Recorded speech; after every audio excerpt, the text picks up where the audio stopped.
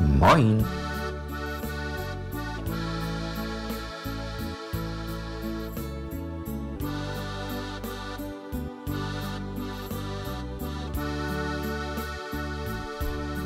Plattdeutsch lernen. Plattlex Nummer 2. Hus und Gorn. Achter dat Hus is een Gorn. De Gorn is lütt, nicht groot. In den Gorn sind 2 Bäume. Ein Baum ist ein Apfelbaum und der andere Baum ist ein Kasbeerbaum.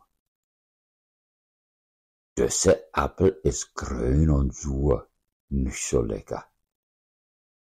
Düsse Appels sind rot, süß und lecker.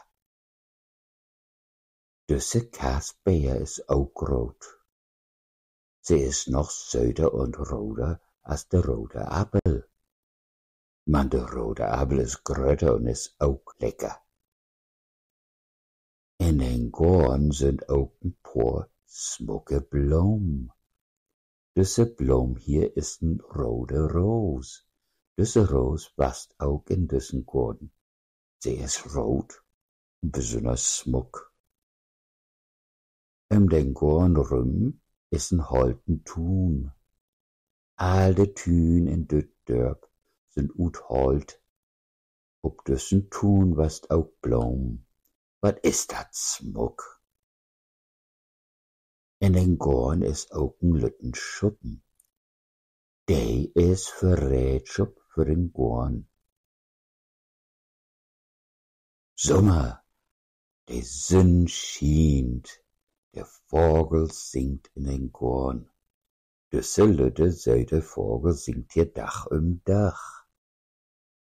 Wegen, die hele Familie ist in den Gorn.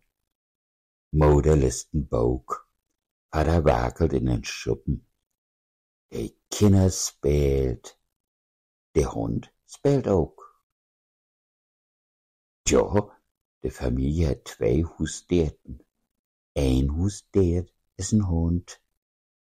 Er ist jung und spielt gern. Dat andere Husdiert ist ein Kat. Sie ist alt und schläft gern. Tschüss! Wees bedankt für drin kicken. Nicht vergessen, Leben ist Leben und Lernen.